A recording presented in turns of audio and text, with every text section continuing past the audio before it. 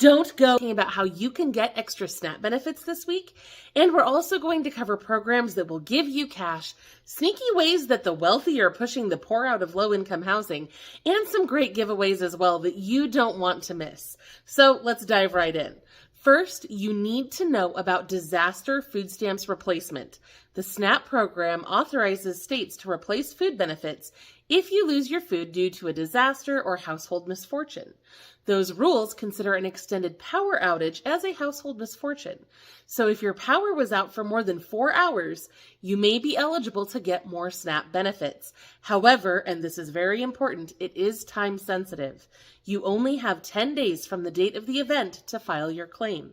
You need to get a letter from your power company stating how long your power was out, and then you need to fill out the application with the food stamps office. If you qualify, you should get those replacement benefits within just 10 days. Now, I know we all had some crazy cold weather recently. We had 4 consecutive days below zero where I'm at, and it was rough.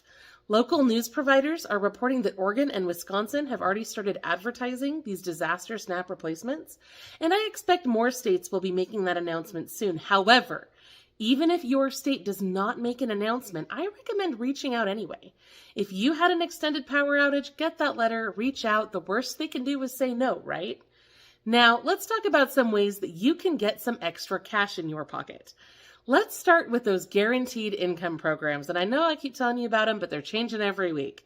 So the Long Beach Pledge Program in California is open for applications from now until January 24th. This program will give $500 a month for an entire year if you're selected. You need to apply, and then they'll pick 200 people to receive those checks. Over in New Mexico, the LESC has just endorsed a new pilot program that would provide up to $1,500 a month for around 2,000 pregnant women. In order to get this money, the household would have to complete surveys and participate in home visits with the state. The mother would also have to attend prenatal appointments. The program hasn't been officially approved yet, but this is something I'll be watching closely, and I'll keep you updated as it moves along. Now, Iowa has taken a very different approach. 2 Iowa lawmakers have introduced a proposal that would ban guaranteed income programs in the state of Iowa. They said it was an assault on American values. Anyway, it's not entirely clear how this ban would work, since there is already a program in effect. It's called the Uplift Program, and it's providing $500 a month, I believe it is, to about 110 people in central Iowa. Anyway, we'll see how all that goes. In the meantime, if you live in Iowa, be sure to let your state lawmakers know how you feel about this new proposal. Speaking of proposals, I found an interesting report on a new bill that's being considered in Colorado as well.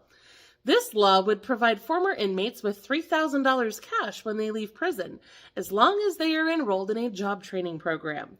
The hope is that this money would help them become stable and get back on their feet so that they can move forward instead of ending up on the streets, where they might be more vulnerable to reoffending and ending back up in prison again. Unfortunately, a lot of people have a problem with this, so it's not clear if that proposal will move forward. Now, this one isn't quite cash, but Wyoming legislators have proposed putting $5,000 per year into an education savings account for students who are not currently enrolled in public school. This money would be provided to homeschool families, families who choose private or charter school, and preschool families who are not currently engaged with the public school system. Again, this is a proposal. Nothing's been finalized yet, and I will keep you updated on that as it moves forward. So enough with the proposals. Let's just talk about some ways that you can claim cash right now. As you know, I'm a big fan of class action settlements. I filed 2 claims this week that totaled $150, and it took me less than 2 minutes altogether. If you're eligible, it's a quick and easy way to get some extra money. So let's look at the settlements that are closing this week. Around 147 million Americans are eligible for the Equifax data breach settlement. This one will pay up to $500 for time spent dealing with the impact of that data breach, or it will reimburse you up to $20,000 for actual expenses that you incurred related to the breach. You need to file your claim for that by January 22nd. The Lending Tree data breach settlement is paying up to $100 cash or $10,000 in reimbursements for people who were impacted by the Lending Tree breach in February 2022. You need to file that claim by January 23rd. The Bank of America collection calls settlement will pay up to $500 to Florida residents who received calls from Bank of America after 9 p.m. or before 8 a.m. This settlement applies to calls made after April 22nd, 2020, and you need to file that claim by January 26th. The Good Belly probiotic juice drink settlement will pay an unspecified amount to people who purchased any variety of those drinks in the 32-ounce size. The purchase must have been made between August 13th, 2017 and November 27th, 2023, but you do not have to provide proof of purchase to file that claim. You do have to submit the form by January 29th, though. You can find the application links for all of these settlements and everything else we're going to talk about today on our website at lowincomerelief.com/news. Just click the first article that appears there. It should have the same thumbnail as this video. Now, of course, for a bigger payout, make sure you check out the open cases from our sponsor, Injury Claims, and do it soon, because a lot of the open claims that I've told you about in the last few weeks have started to close. I don't want you to miss out on any opportunities, especially since they can help you get significant financial compensation if you've been wronged by one of the companies in their open case list. Make sure you check out that list and get your free claim review at lowincomerelief.com/claims. There are some big opportunities this week for people who are interested in starting their own businesses as well. Many areas around the United States are facing a childcare crisis because there just aren't enough childcare providers. Wonder School in Idaho is working to change that. They are providing a free 8-week training course for anyone who wants to open or expand a childcare business. And if you participate in their program, they'll also help you apply for the Idaho Child Care Expansion Grant. This grant will give you up to $15,000 for every child care opening you create. That means that if you can take care of 3 kids, you could get $45,000. If you can take care of 5 kids, you could get $75,000, and so on. That money can be used for startup or operational costs, supplies and equipment, learning materials, staffing costs, licensing fees, and more. You just need to be 18 years old and able to pass a background check to participate. You have to apply by April 1st, 2024. Now, whether you're interested in that or starting a different business, you can also check out some amazing grants from our sponsor, Skip. They are currently accepting applications for the $1,000 January Skip grant and the $10,000 Skip 2024 kickoff grant. But the applications for both of those are due by the end of this month. Apply right away at lowincomerelief.com/skip. Now, if you know a young adult who's looking for work in Monroe County, New York, make sure to tell them about the Rock Your Job program. This program is connecting young adults with paid 17-week-long positions. We also have a long list of job fairs, resource fairs, and other events happening all across America. So make sure you check that out on our website at lowincomerelief.com/news as well. But now I want to talk to you about something that's been really bugging me this week. And that's these next 2 updates on housing. So first of all, the Supreme Court is getting ready to tackle a decision that affects the rights of homeless people in the Western United States. We all know that tent cities and homeless camps are becoming more and more common as housing becomes more and more unaffordable. And there's a lot of conflict between the local and the federal governments about how to handle this situation. Lower courts have ruled that governments can't punish people for sleeping outside when they can't afford housing and the city doesn't have enough shelter beds available. One court went so far as to say that punishing people in that situation is cruel and unusual punishment. However, city officials argue that they have to manage their public spaces and keep their cities safe.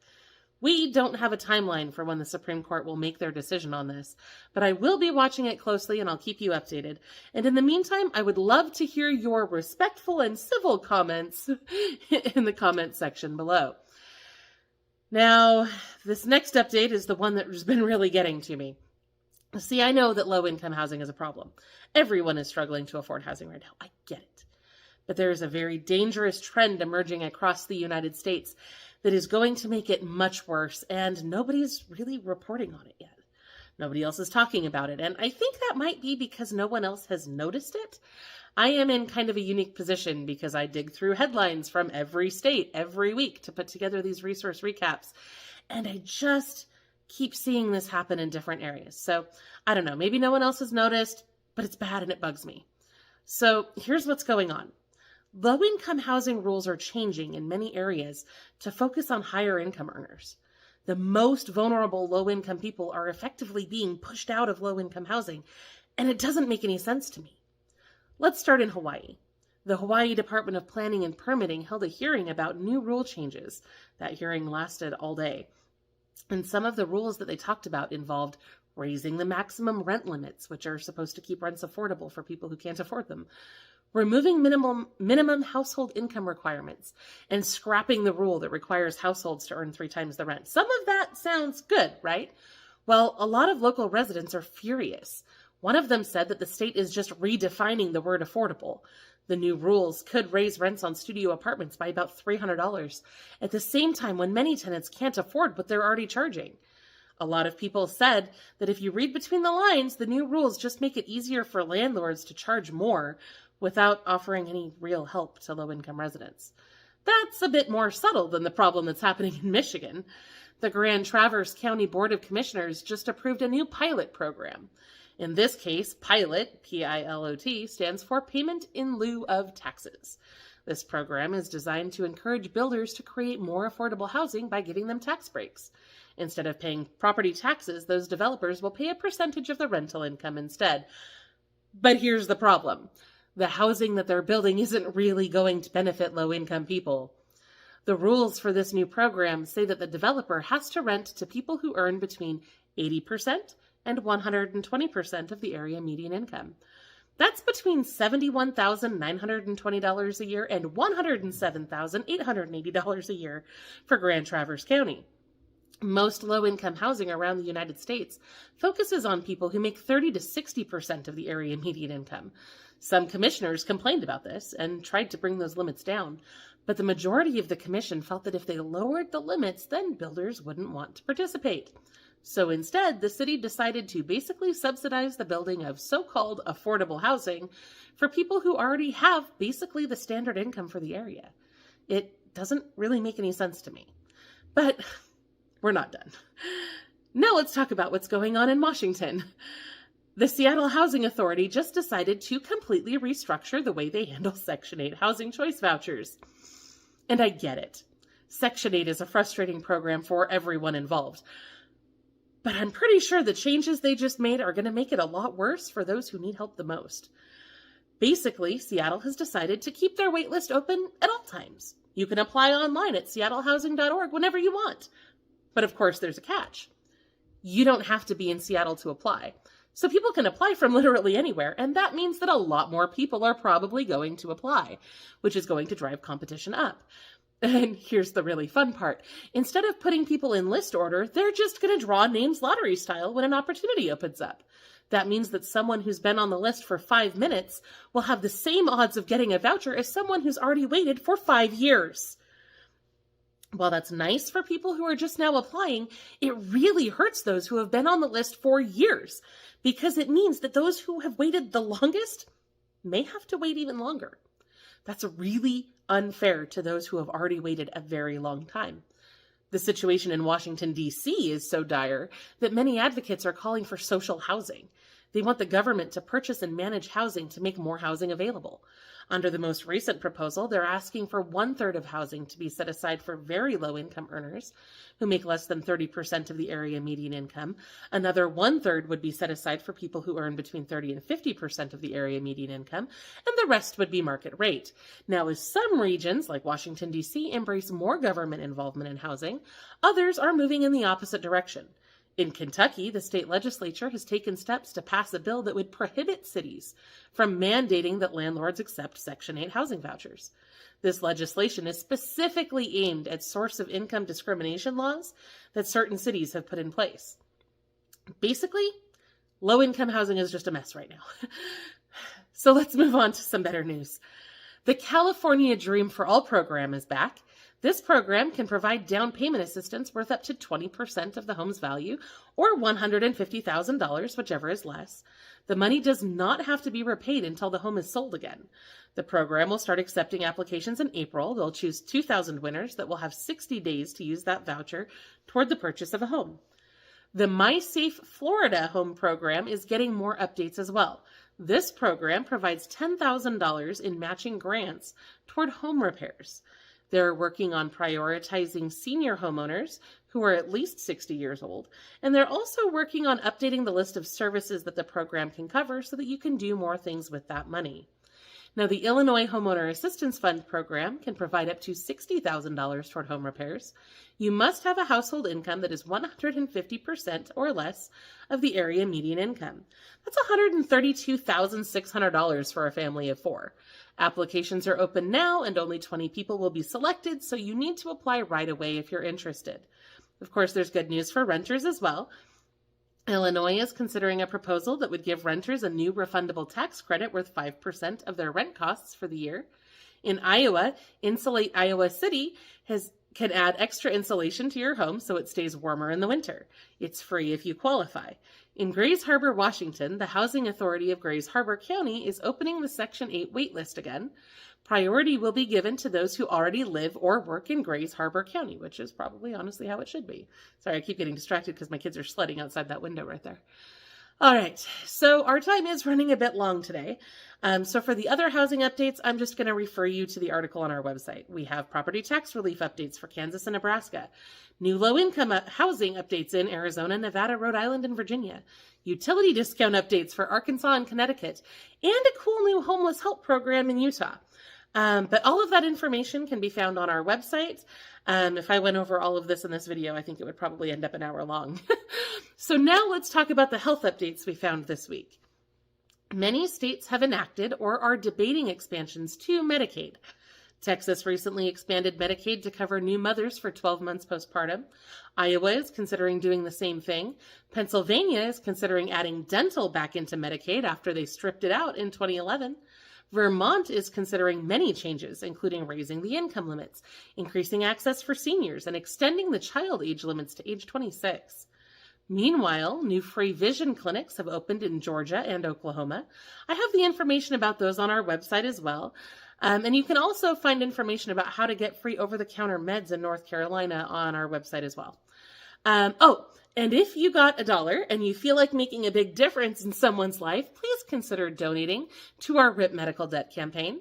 We've raised $394.40 so far, and that money will be used to eliminate almost $40,000 in medical debt for low-income people who are struggling financially. I know that you're here to get help, so don't feel any pressure, but if you can give just $1 to our campaign, it could have a huge impact. Head over to lowincomerelief.com/RIP to make that donation and help us change lives all over the United States. All right, I'm basically out of time today, but we still have a ton of information that I wanted to share with you. We've got updates for new moms and kids in Alabama, Michigan, and Mississippi, transportation updates for Illinois, Tennessee, and Virginia, education updates for New Jersey and South Dakota, and other updates for South Carolina, Delaware, Maine, and more. You can get all of that information on our website. I really wish I had time to go over it with you. For the giveaways this week, Colorado's Routt County Public Health Department is giving away free radon test kits. In Brooklyn, New York, the Wave Makers program will provide free swimming lessons to 2,000 second grade students. In Virginia, the Children's Hospital of the King's Daughters in Norfolk has free gun locks in the ER entrance. You're welcome to pick one up. They're hoping that these will prevent accidents because they've seen a big uptick in those. Anyway, be sure to check out the article on our website for even more assistance this week. And of course, I'll be back next week with even more ways you can save money and get free stuff. Thanks for watching. Really appreciate you.